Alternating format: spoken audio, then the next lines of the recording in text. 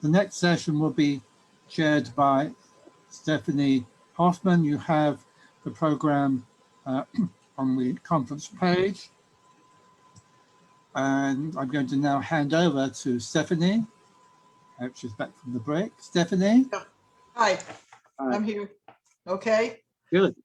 Okay, so we'll start then. Okay.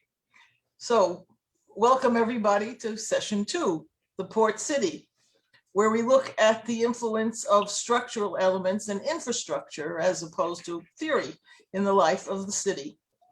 And if you're not muted, please be muted. And again, as we said before, we will take questions from the chat at the end. The first speaker, Dr. Boris Belga, is a lecturer and postdoctoral researcher at the University of Basel. His doctoral dissertation, Sound of Soviet Modernity, a Music and Social History of Late Socialism, was published in German in 2018. His main research interests are trade and maritime history of the Russian Empire, Soviet social and cultural history in late socialism, music and culture in Imperial Russia, the Soviet Union, and post-communist Russia. Our second speaker, we only have 2 in this session, is Irena Vladimirsky, senior lecturer and head of the History of Ideas Department at Achva Academic College in Israel. Irena is also on the editorial board of the Journal of Russian History at the University of People's Friendship in Moscow and on the board of Omsk Research Herald.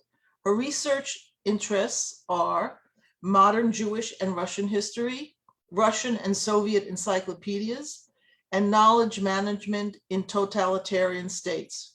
So our first speaker, Dr. Belga, will talk about building the port, constructing society, how the construction of port infrastructure mattered in Odessa's urban society. Thank you. Thank you very much for this kind introduction, and thank you very much for giving me the opportunity to share my research with you. And also thank you very much, Ephraim Sicher, for preparing the ground, considering my own vaccination status. I received my second shot yesterday. Ooh. So please excuse any slips or something like that. I'm just a bit overwhelmed by high temperature. So I will try to do my best. Congratulations. Thank you very much. Thank you. I'll try to share my screen with you. And I guess this works. Okay. So, when I first came across the history of Odessa, I was under the impression that I was well informed about certain topics and problems of the city's history from my studies in Russian and Eurasian history. I knew about its dominant role in global grain trade in the 19th century. I have read about anti-Semitism and the perils of a multi-ethnic society facing multiple threats, among them rising national chauvinism, class struggles, economic pressure, about the cultural richness of the city, and about forms of civil society, public sphere, and Bürgertum, a topic many German-speaking colleagues were interested in.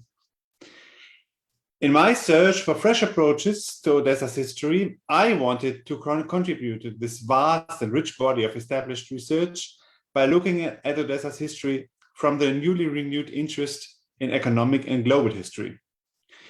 What I discovered was that, although no history of Odessa comes without a reference to its port, this engine room of Russia's trade has gained little attention. And this is where my postdoctoral project, based in the field of history, aims to deliver new insights.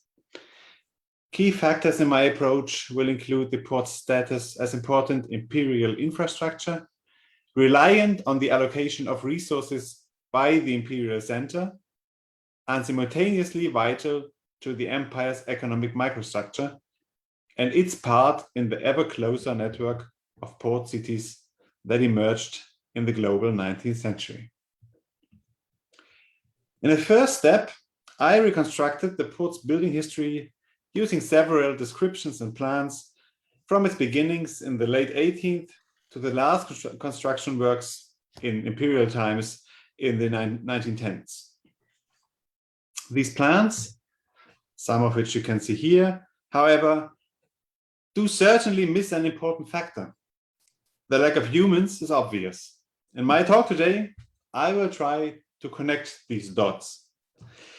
My argument is that the building, rebuilding, and improving of both port and city had a large impact on how Odessa's urban and multi-ethnic society developed. I will draw on recent interventions by historians and anthropologists in the field who claim that infrastructures are not only the product of human actions, but instead tend to structure perceptions, routines, and social groupings as well. It is this mutual dependence of structures, individuals, and groups that is of interest to me. Building molds, docks, and warehouses resulted not only in new port facilities, but also meant the rise and decline of different social and ethnic groups.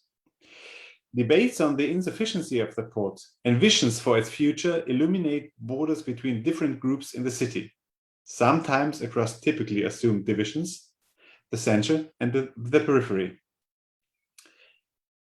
I've given a bit of thought on what I want to present today, because this is the overall framework of my research. And of course, I could talk about this in book length. But I thought about that this is the last panel of today's conference, and maybe some of you are already a bit exhausted, so I try to give it a nice narrative and just to tell a story and to try to get an insight into my whole research by focusing on two particular case studies and one particular source. First, I will show how the improvement of Odessa's infrastructure was used to attract foreign merchants and to encourage them to settle in the developing city. And second, I will introduce merchants as actively involved in the administrative structures of the city in emergency situations and taking responsibility for the well-being of city life. So what I'm trying to do is I'm trying to tell the prehistory of Odessa cosmopolitanism in the 1890s by focusing on the first half of the 19th century and by trying to find some roots and origins of this. And to get this talk into a nice narrative, I will exploit mainly one fascinating source I was reading during the last weeks and which struck me and was thought-provoking for me. From 1827 to 1829, the British physician Edward Morton traveled from London to St. Petersburg and Odessa, giving a detailed account of the present state of the empire's capital and its bustling city at the shores of the Black Sea. So I will start directly with my first case study, the settlement of merchants in the city. In 1826, according to the travelogue of Edward Morton, and I cross-checked this, the numbers are quite correct, Odessa had a population of 32,900 individuals, with a male majority and about 19% Russian subjects. But this number constituted only half of the picture. Quote, from April to October in each year, the population of Odessa is augmented by the influx of from 7,000 to 10,000 individuals, consisting principally of the laborers and wagon drivers who arrive from different parts of the empire, also of the Polish seigneurs and foreign merchants who come for commercial purposes. For Odessa, this meant the temporary growth of the city's population by more than a fourth each year. In the decades before, temporal residency in the city was an even greater problem, since during the first years, quote, merchants had been contented merely to have agents at Odessa, end quote, while residing in more pleasant port cities on the Mediterranean. This caused problems both for Odessa's and Russia's administrations. Some of the richest, most educated and talented inhabitants of the city resided only temporarily at the northern shore of the Black Sea, and therefore could not be recruited to participate in the ranks of the city government or planning bodies. It was one of the main policies of Odessa's new Governor General, Armand Duplessis, Duc de Richelieu, to change this unfortunate condition. By expanding and developing the commercial infrastructure of both the port and the city, the Duc de Richelieu hoped to stimulate economic growth and civic engagement of merchants. One component was the commitment to make the port a commercial hub and dissolve its dual structure as military and civilian infrastructure. The fortress, located in the far west of the city, therefore was made usable for the quarantine. This had both advantages and disadvantages. Building inside the fortress had already been erected, but as Morton describes, it would be necessary to construct a thick and elevated wall of enclosure, to raise habitations, as well as magazines for the purification of merchandise, to prolong the pier already commenced. De Richelieu managed to save the sum for the build-up of these buildings from St. Petersburg and from an increase in revenues, among them most prominent levies on alcohol distillation, and continue to develop the city's infrastructure by building a hospital, churches, a gymnasium, roads, and planting vegetation. As a result, as Edward Morton reports with fascination, the city became an attractive residence and, quote, the capitalist dared to set apart a small portion of his profits with which to procure a commodious habitation, end quote. From my sources, it is absolutely clear that improving the performance of the port and of Odessa's commercial facilities was the conditio sine qua non to attract foreign merchants. In other words, Odessa's cosmopolitical appearance in the 1830s ongoing was a direct consequence of economic and commercial policies of the 1810s and 1820s. This allowed Mikhail Vorontsov to recruit 2 merchants into the ranks of Odessa's committee, the highest governmental body of the city. These 2 merchants, who were named by the governor general, sat among the civil governor, the commander of the fortress, the general of engineers, the inspector of the quarantine, the director of the customs, the mayor, and the treasurer. In the committee, the merchants could exert a tremendous influence towards future plans to develop the port and the city, since it was their revenue which would ultimately secure the city's wealth. And they were willing to do so. As will become clear from my second case study, Odessa's economic elite participated in one of the most important security measures of the port, the quarantine. At the beginning of the 19th century, commerce in the Black Sea increased and the number of foreign vessels arriving at Odessa increased remarkably. For the sake of disease prevention, ships arriving from the Mediterranean and non-Russian ports had to undergo quarantine. The temporary facilities erected to fulfill this duty were reaching their capacity limits, and Odessa for the first time faced the challenges of its own success. When planning a new and permanent quarantine facility, the Duc de Richelieu made use of his own transnational experience and projected a quarantine similar to the one in the Port Marseille. Edward Morton gives a detailed description of the quarantine. The new quarantine is separated from the town by a ditch, but is united to the fortress, which covers it on the land side, while its approach from the sea is defended by high walls flanked with turrets.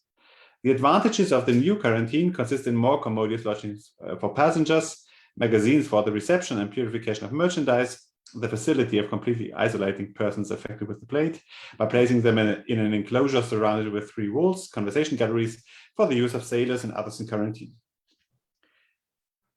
When developing the quarantine, the architects and planners adopted the model facility of Marseille, but modified it with regard to the specific locality of Odessa. In contrast to the long-term seafarer arriving at Marseille, a journey from Constantinople to Odessa lasted only 3, in most cases only 2 days, shortening the predictability of incoming ships and making the management of disease prevention far more complex and contingent. Well into the 19th century, a functioning and effective quarantine was one of the main conditions for an international port. A humid and warm climate, such as the one in Odessa, was especially favorable to the spread of diseases. The city's governors predicted the impact of plague rightly and enforced a rapid extension of the quarantine facilities. The plague first hit Odessa in 1812, then in 1821, 28-29, and for the last time in 1837. During this last outbreak, merchants involved themselves in the administration of city and port and participated in the battle against the disease. A few days after the outbreak of the plague, the one in 1837, Vorontsov addressed the people of Odessa. In the Odesky Vestnik, he reported that he had cut short his stay in Crimea immediately after the arrival of the first information about a plague in the quarantine facilities and the barracks of the quarantine battalion. Now, he said, it was a matter of taking tough measures for the eradication of the disease. As an immediate consequence, the free port would be closed and a commission would be established. The Governor General called on citizens to be vigilant. Very specifically, the Governor General referred to the historical experience of 1829 when the plague had last appeared and, unlike the Annus Horribilis of 1812, had been largely contained quickly and effectively. Quote, we will be ready just as we were in 1829, quote end. Baranzov implored his fellow citizens, outlining an important goal of the epidemic measures. All possible measures would be taken to ensure the smooth flow of trade to the extent that security concerns allowed. Here, Baranzov clearly stated his awareness of the needs of commercial entrepreneurs and his intention to accommodate them as far as possible. In the weeks that followed, the SGV noted in detail and in a way that was comprehensible to all its readers how the plague spread throughout the city. Some districts were largely spared.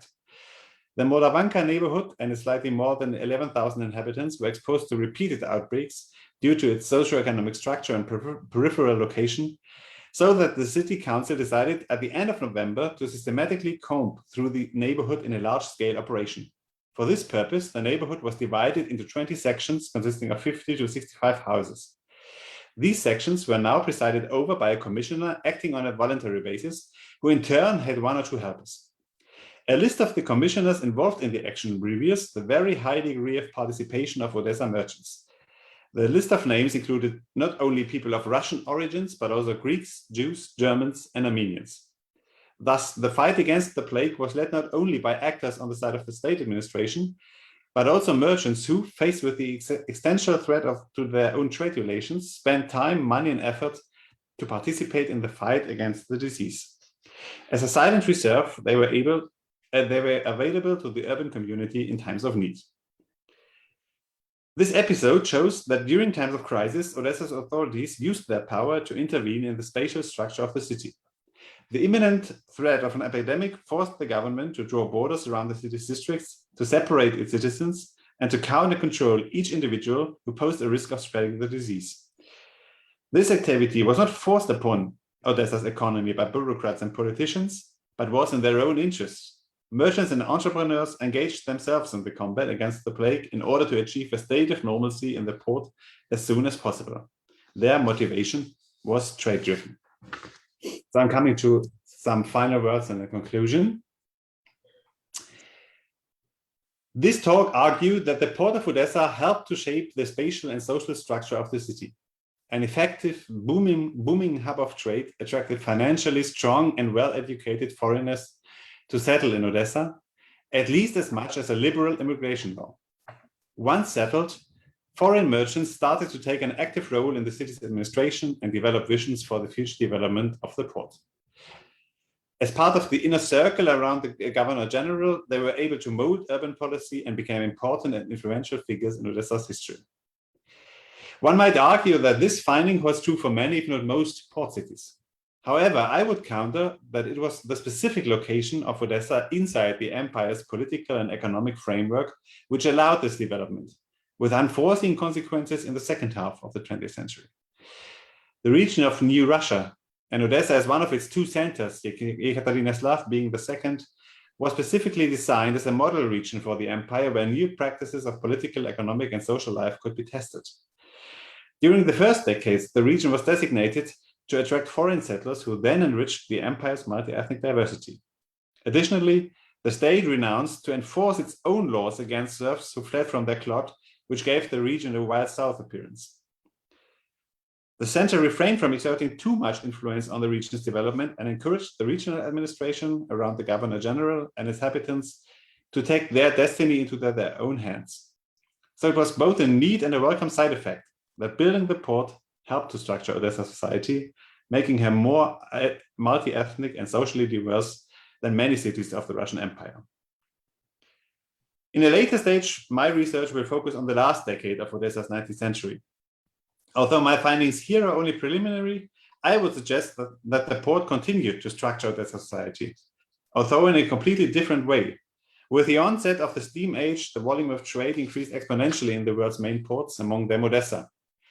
This rapidly increasing trade was not only a prospect for states around the globe, but also a challenge for ports, which had to handle the demand for the rapid loading and unloading of goods. With big steamships entering the port, its infrastructure repeatedly reached its capacity limits. In contrast to other ports, Odessa's authorities were not able to cope with this increasing demand by means of technological progress. In contrast, they relied on cheap labor forces who were able to load and unload the ships, caravans, and railroad wagons by hand. This developing harbor proletariat suffered tremendously in economic terms when Odessa started to lose its worldwide dominance in global grain trades. As recent research pointed out, the ethnic violence culminating in devastating pogroms was not only rooted in escalating anti-Semitism, but underpinned by economic cleavages with an increasing number of poor workers competing for jobs, money, and resources. Combined with a high number of well-educated citizens, this made Odessa a fertile ground and a hotbed for revolutionary movements, a story that, of course, has been told elsewhere. My point is that we have to take a closer look at the roots of the story. One of them being the port of Odessa, Russia's biggest trade hub at the Black Sea shore, and a fascinating object of historical studies. Thank you very much for your attention. Thank you. Thank you very much. I think it was very interesting talk, and I suspect some modern planners dealing with current plagues could learn something from the stuff that you have described. It was certainly has a very topical interest. That's right. Thank you. So, thank you. Questions, if there are, we'll handle later. Our second speaker, Irena Vladimirsky, will talk about From the Black to the Yellow Sea, Port Jews and Cosmopolitanism Across the Borders, the Case of the Soskin Family. Okay, thank you very much. I'm sharing my presentation. It's very short, and I try to be very short because of a very tiring day that and inspiring presentations. Thank you to Boris for his talk, for his presentation. And it is very interesting that when we are talking about the arrangement of new cities, we can find a lot of similarities. And my present research is about Jews of Manchuria, East Siberia, and Russian Far East. And when I can find the similarities between the Jewish cosmopolitan cities, when I arrived to Harbin, the first thing that came into my mind that it was very similar to Odessa, even about all these years, because the history of Russian Harbin, it's very short, about 1.5–2 generations, started from 1896, and maybe the last Russian left Harbin at the beginning of 1960s, and now again in Harbin it can be found a very small Jewish community and much bigger Russian community. And when I choose the subject for my topic, From Black to Yellow Sea, and it's very interesting, then we're talking about the memory, about the past memory, and about the family stories, because this connection to Odessa as a port and location of Harbin as a port and as a main trade city that connected Russian Empire by railway from one side and by a river from the other side. It is very similar to Odessa, and not only to Odessa. When we are talking about the people of Harbin, where do they come from? When we're trying to see their places of former residence, we can find a lot of people who came from Odessa, provided that when you can read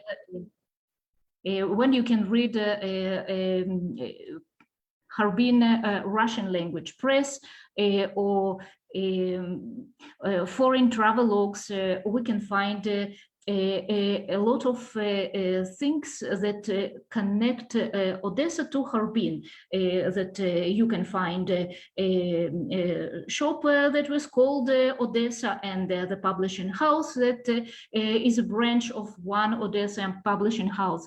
And then they have the banks that have their partners with the banks of Odessa, etc., etc. And I choose one family, one particular family, provided that there were a lot of other families who originated from this Pale of settlement, who have established their businesses in Odessa, and after that they choose the opportunity to expand this Jewish family network further to the Russian Far East and northern China. I'll start from my presentation. I'll start from Odessa. Of course, the need for reconstruction after the Crimean War and reform of Alexander II, they allowed wealthy Jews, not all of them, but some of them, who established themselves within the Pale of settlement to spread their activities beyond and choose Odessa as its main economic ground. The other important point is a change in the passport statute of 1870 that made possible for Jews to be involved into industries and got a temporary permission to live on the territories which were previously closed for them. That resulted in establishment of a kind of Jewish family networking. And that is very interesting, that since 1870, we can find a flow of Jews, especially younger generation, who began to settle in East Siberia, in the Russian Far East, which started to develop. And we can see the change of the trade routes in such goods like grain, tea, fur, and gold industries. What is interesting that when we are talking about the history of tea trade, that Russia previously, before this change, the main point for Russian tea trade was in Takhta, with this change in the statute of in passport statute, we can see that more and more Russian tea trade came through Odessa port. That means that younger generation, they established themselves as tea contractors, and the elder generation who was already established in Odessa, they try to compare to British tea trade, and especially when it was when we're talking about the grain trade. A large amount of grain arrived from East Siberia through Odessa port, and developing industries such as gold industry, silver industry, they also find a connection with younger and older generation who came from Odessa. So we see that the kind of social networking, Jewish networking, and this family networking, they connected Odessa with West and East Siberia, Primorsky Krai, and provided new trade opportunities. Construction of Trans-Siberian Railroad. And after that, it was decided to make it further continuation to Manchuria, 3 northern provinces of China, Heilongjiang, and that provided new opportunities for different groups of Russian population, agricultural settlers, business entrepreneurs, etc., etc., etc. And Sergei Yulievich Witte, Russian Minister of Finance, strongly encouraged foreign and Russian investments and developing Russian economy, and especially welcomed economically active elements. And Sergei Yulievich Witte was known as among the Jews as our people in St. Petersburg, which can help to obtain temporary permission to have a certain trade activity in the new regions of the Russian Far East and Manchuria. And these new residents, they saw themselves as legal subjects of the Russian Empire. They lived within the extraterritorial zone. They are protected by laws and administration and carried out economic activity within a Russian economic strategy. And when we analyze the railroad turnover between new Russian territories and the inner Russian gubernias, and the amount of agricultural and not only agricultural goods, rare materials that came through Odessa port, we can see the direct connection between the settlement on the new territories and expanding the business activity. And when we are talking about the particular family, Soskin family, he's a well-known Jewish businessman, not the only Jewish businessman, and in his family, it was a kind of legend that Semyon Soskin, who was a very young man, he was known for his laziness, for his desire not to be involved in any of his family business, but it's only a legend. That when I was talking about a kind of family networking, all generation established economic foundation in one place, in Odessa. And young generation was sent to establish themselves to the other place, and then to build a kind of family connection in economic sphere. And so Semyon Soskin, he was sent by his father to Russian Far East, and then he proposed his services and became a contractor of the Chinese Eastern Railroad. And very, very quickly, he became one of the main grain suppliers of the Russian settlers who settled around the Chinese Eastern Railroad and Trans-Siberian Railroad.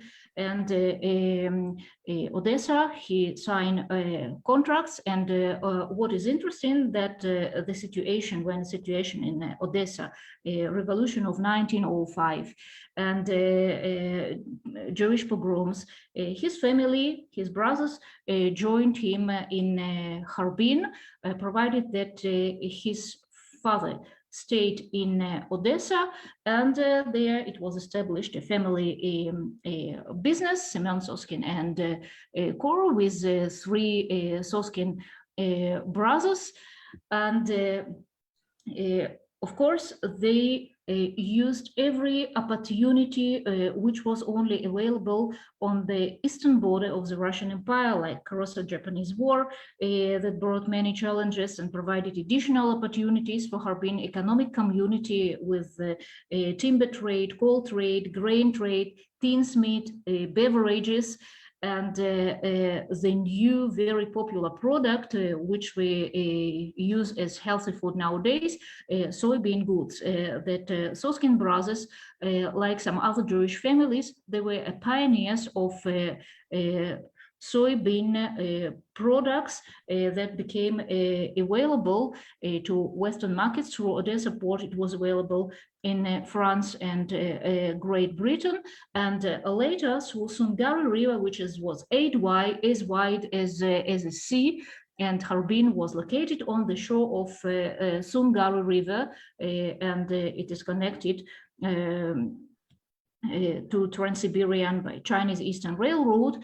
And this family network started to supply not only traditional goods like grain, but these exotic goods like soybean, and not only soybean, it's also this the Chinese culture and the art object of Chinese culture. Everything was traveling through this family networking, through Sungari River, through Chinese Eastern Railroad, the Trans-Siberian Railroad, and after that it reached Odessa port. Harbin, it's very similar to Odessa in its planning and development. And few buildings which left as a part of Russian Harbin, it's very similar to what we see during the presentation of Alexis. It's really very, very similar, the building of the city, because it's Primorsky Boulevard in Odessa, and in Harbin, it is known nowadays, it's like Sungari Boulevard. Nowadays, it's still boulevard named after Stalin. It was planned very similar to this sea, which stayed on Odessa as a port city, because Sungari was also a big river, and Harbin was a main center, not only administrative but trade center. And the similarity in multi-ethnic composition of the city. Before the First World War, there were 28 different cultural, religious associations registered in Harbin. The biggest of them was the Jewish Spiritual Cultural Association. After that, it was a Polish Spiritual Association. After that, it was Ukrainian, Armenian, Tatars, Georgian, Belarusian, and so on and so on. And Greek community, and all these communities peacefully coexisted together because they were united and supported and helped each other in this economic background.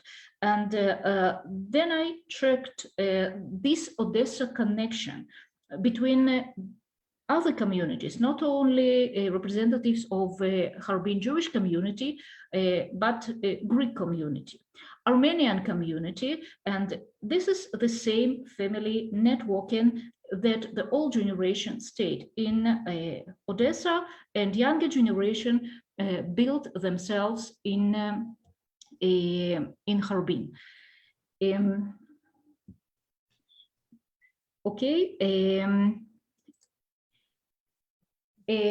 When we are talking about the Jewish community of Harbin, really Jewish community was very interesting, and we can say that it was a lot of it was with Zionist views. No, everybody came with his own political or apolitical agenda, but Jewish community was, of course, it was dominant in the economic life of Harbin, and annual issue of all Harbin, Ves Harbin, for 1924 mentioned more than 1,200 companies and enterprises that were owned by Jews.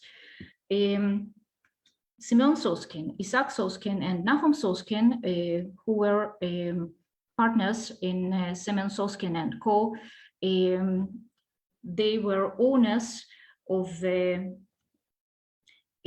several steamboats, and they were owners of 12 wherries, and provided that after the Bolshevik Revolution, 1917, and especially after the new arrangement with the Chinese authorities, first of 1921 and later 1929, the connection with Odessa became rather past memory and not memory. And then it was decided to change the main flow of goods from Odessa to Shanghai. First it was Vladivostok, and after it was captured by Red Army, it was changed to Shanghai, and again this family networking continued to flourish, provided that all generation, not all of them, but some of them joined the younger generation in Harbin, and after that the new generation find their ways to United States, to Canada, to Australia. That means this pattern which worked with Odessa continued to work with a new generation. And of course, if second generation that established himself in Harbin spoke Russian, still spoke Russian, and was part of Russian culture, that all the community of former Russian citizens, they all speak Russian, and in the Jewish community it was not Yiddish, it was Hebrew, like a second language, but mostly it was Russian. And after the revolution, it was decided to send the younger generation to educate younger generation, not like it was before the revolution, to send to in Russian gubernias, even to Richelieu Lycée in Odessa, or to St. Petersburg or to Moscow. It was decided to send them to a British school in Shanghai, and try to find the opportunities to continue this family networking, walking through Yellow Sea and not through the Black Sea. And when we are checking the ways of this family networking, it is also very, very interesting, because Harbin, it's a very unique example of a Russian city, of a Russian community, multi-ethnic composition that existed a very short period of time with very few sources, because Chinese archives were closed for researchers in 2008 for reconstruction, and they are still under reconstruction. And sources, memoirs, diaries, letters, photographs, they're not so numerous, and reconstruction of this social networking. And to find the description of Odessa, to find the description of Harbin, this connection, and description how in Harbin they view the events of revolution of 1905 in Odessa. It's also very interesting, and still can be found. After the revolution, Soskin family, the ways of three brothers were separated. Semyon Soskin, his children, not he himself, his children, they find their way to Palestine, and they live in Hebron. Nahum, the second brother, reached French citizenship and left for Paris. And the third brother, Isaac, he decided to return to Soviet Russia. That was the fate of Harbin community. You should choose or where are you going. And he spent his last days in a labor camp somewhere in Siberia, in the region of Minusинsk.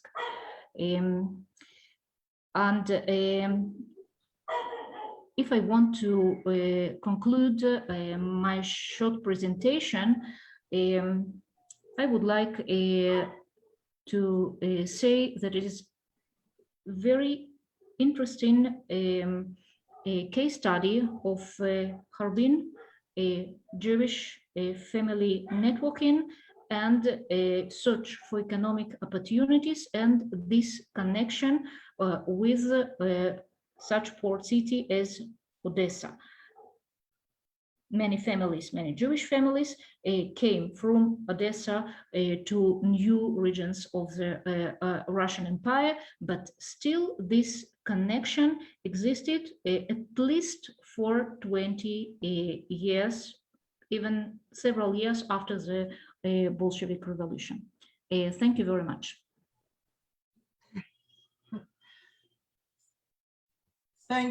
Thank you very much for a very interesting and comprehensive talk. Actually, I have a little question. Is there a group of refugees from Harbin in Israel that have their own community? And are there any memoirs from that group that you used in your research? I knew very well Teddy Kaufman, who was the who was the head of the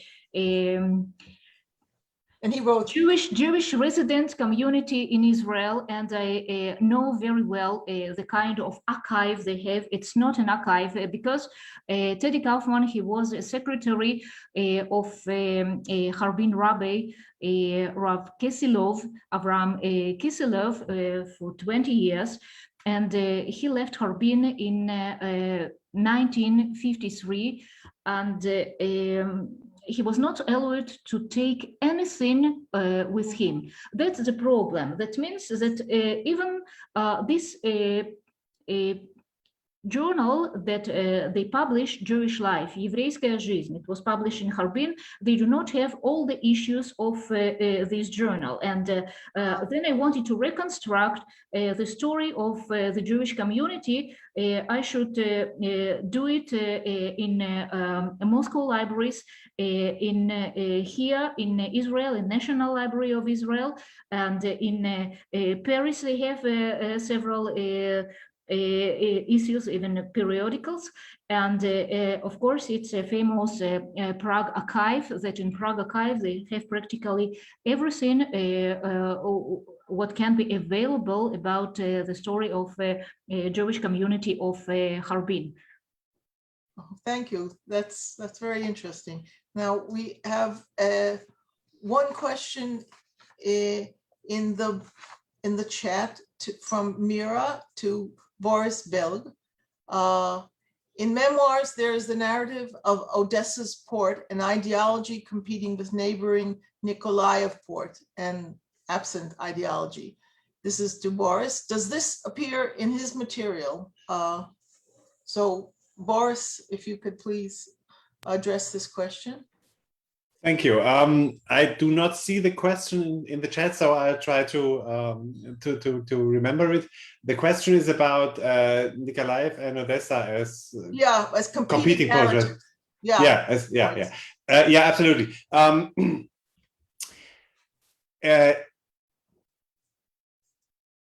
They, from I guess the 1860s, my sources are full of descriptions and self-descriptions of the port of Odessa lagging behind several competitors, and it's so a kind of depressive mood that settles in with these economic specialists and tradesmen, Nikolaev is one of, I guess, 2 or 3 ports that is viewed as a direct competitor, gaining resources and importance from Odessa, and beginning its own story of a rise of a port city. So this is obviously true for Nikolaev, but also for other ports. They also noticed that the northern shore of the Russian Empire reconfigures itself with the with the success of the port of Riga in the 1890s and 1900s. It's also very important. So what I'm doing with this right now is I use it or I view it as a tool the merchants use in order to get things done in the port of Odessa. So what I described at the end of my talk, this problem that most of the loading and unloading work was done by hand. The main problem was that the port struggled to buy modern logistic infrastructure. So conveyors, belts, cranes, these kind of things you need to unload heavy freights. And they are trying to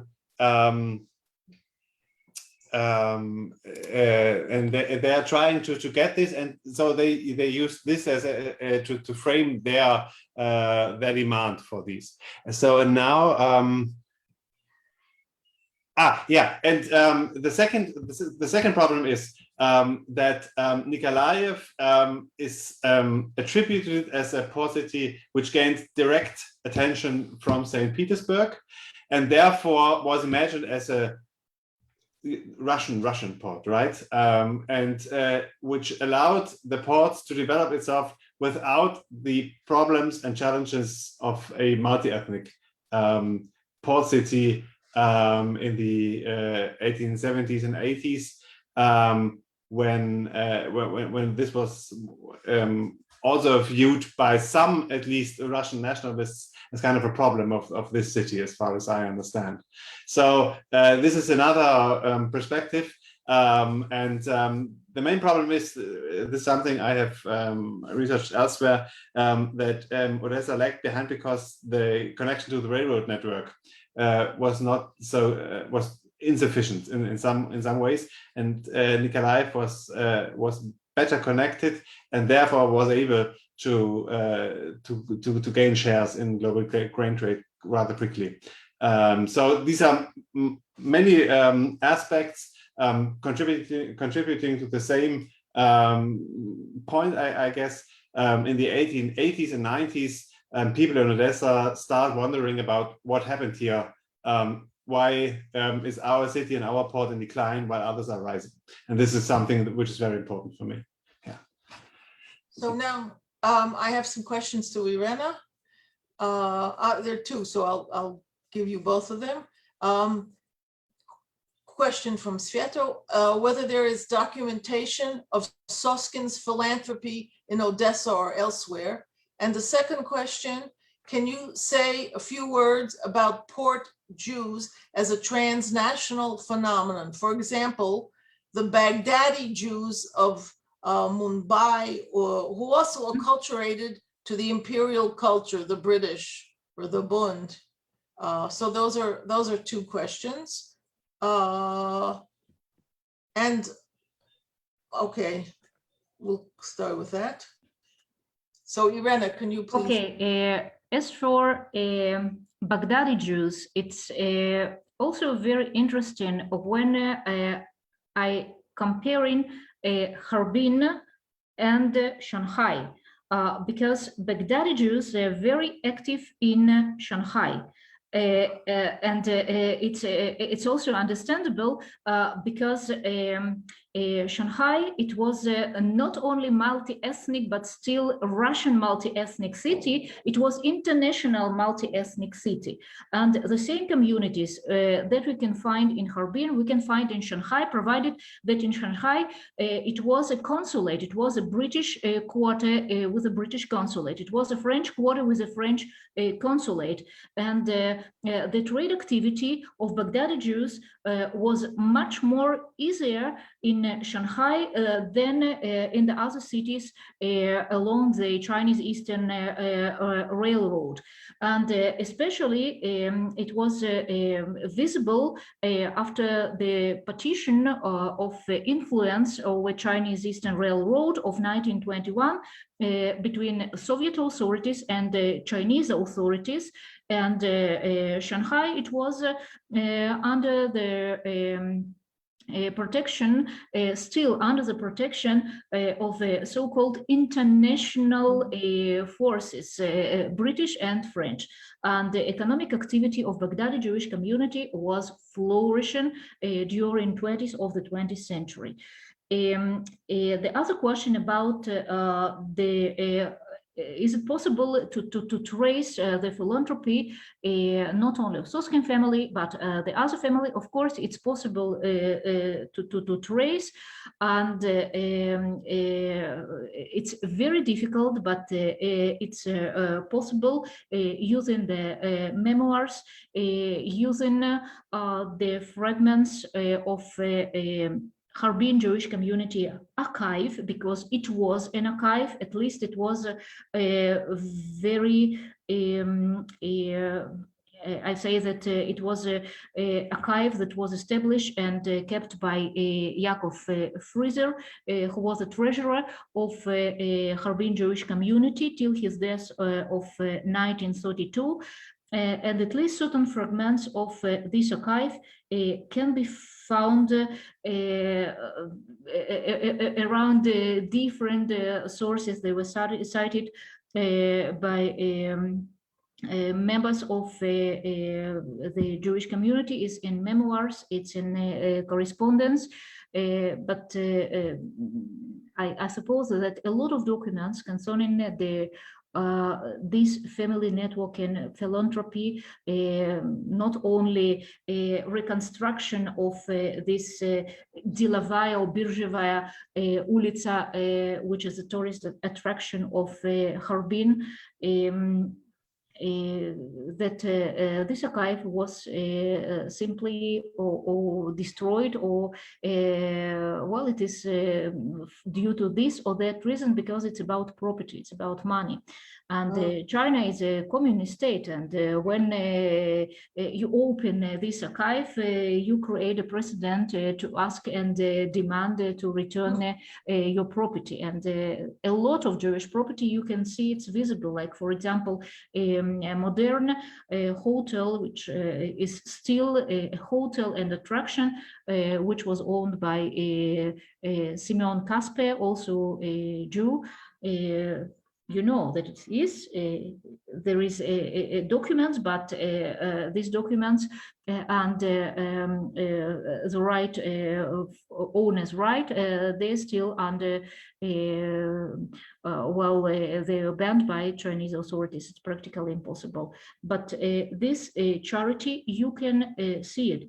These things are visible, that when you visit Harbin, you still see the signs of Magen David. It's interesting that it was a Jewish school, and now it's a school for minorities of Highland province, but still it's with Magen David. And these new synagogues, and the story with the Jewish cemetery, it's a famous story, how it was reconstructed. It was rebuilt by Chinese authorities in 2 or 3 months, and the gravestones, they were scattered in a different direction. After that, somewhere someone came and said that you cannot put it like this, you should arrange it on a different side. It was before the visit of Ehud Olmert, because his father came from Harbin, and they decided to make such kind of preservation of Jewish cemetery.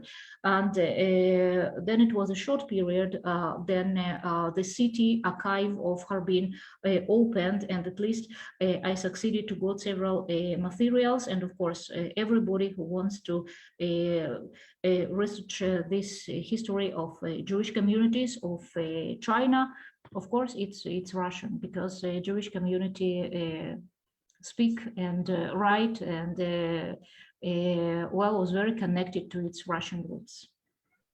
Yeah, thank you very much. A question from Ephraim to Boris, whether you can relate to the issue that the Bund in Shanghai is also built in imperial monumental style. Can either of you relate to that question, that about the imperial monumental style which we find in Shanghai? We can find imperial monumental style in Shanghai, but it's British style. I can say that it's really like St. Petersburg and not like Odessa. Harbin, it was like Odessa. Like Odessa, even this picturesque landscape, that everything was mixed, and these fish markets, open markets, even the language and the culture that came from Odessa, that Svetlana talked about, is Odessan language. This Odessan language you can hear in Harbin, but you can't hear it in Shanghai. Shanghai was really kind of imperial city, but St. Petersburg style and not Odessa style. Let's see, I don't see any more questions. Is there anybody else who has any more questions that wants to? Ephraim, anybody else? No, I don't There's see a it. question in the chat Anyone in chat? I don't from see any Miriam. more. No, I don't see any more in the chat. It's from Miriam. No. This was just in addition to the first, I think. Yeah, this was in addition to the first. I already answered that second Yeah, you question. answered that. Yeah, you answered that. So if Ephraim is, That's that- fine. Thank you then I very think- much indeed. Thank you, Stephanie, for sharing this session, and thank you to Boris and Irena for two fascinating talks. I'm sure we could address many more issues, but the night here in Israel is coming on, and I know that our technical support Shai wants to go home at some point, and therefore wish everyone in Europe good afternoon, and people in Japan good night, and people in California good morning, whoever you are. Keep well and keep healthy, and we'll see you tomorrow at 4 o'clock, not 3:30, 4 o'clock tomorrow, where we will actually make it, I hope, from the 19th century that we've been talking about today to the 20th century, and there will be talks in English and Russian. Tomorrow you will see it all on the conference program on the web, and again, thank you all for your participation.